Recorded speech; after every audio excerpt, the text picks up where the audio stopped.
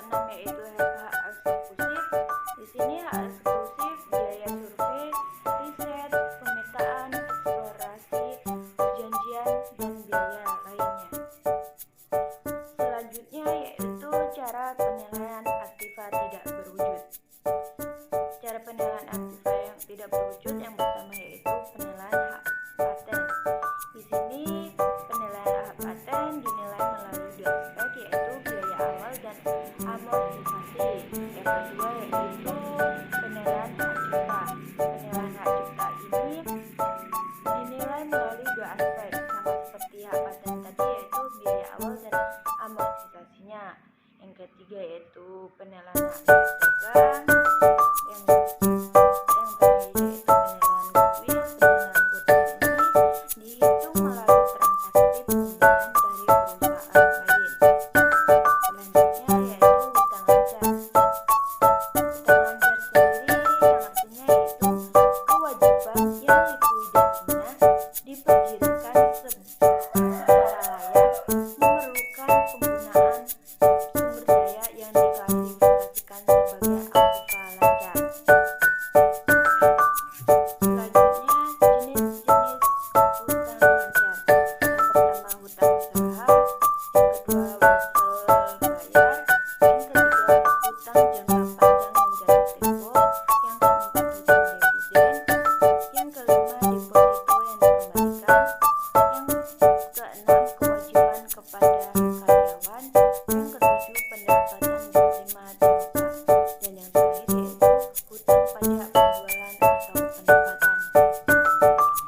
Pengukuran hutang lancar yang pertama itu hutang yang jumlahnya pasti, yang kedua yaitu hutang yang jumlahnya sudah harus dieksekusi, yang terakhir yaitu hutang bersyarat.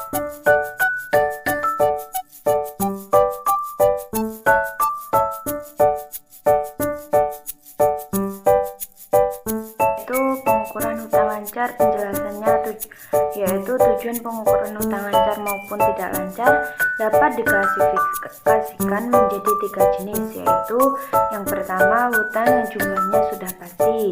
Contoh dari hutang ini adalah nominal dari wesel atau obligasi.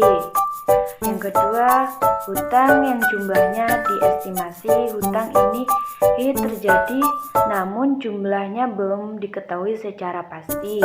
Contohnya yaitu hutang garansi. Yang ketiga, hutang bersyarat. Hutang bersyarat ini adalah suatu hutang yang akan muncul jika terjadi kejadian lain. Contohnya, perusahaan dituntut di pengadilan oleh perusahaan lain. Tingkat timbulnya hutang bersyarat dapat dibagi menjadi tiga, yaitu yang pertama probable. Ini adalah tingkat kemungkinannya sangat tinggi dan bahkan dapat dikatakan hampir pasti. Yang kedua yaitu reasonable possible.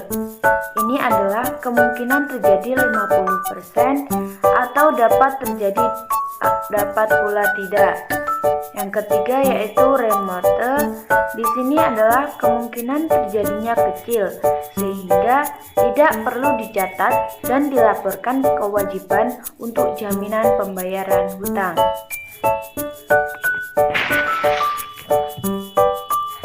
Sekian pemaparan dari saya.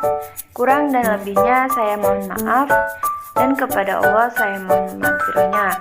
Saya akhiri. Wassalamualaikum warahmatullahi wabarakatuh.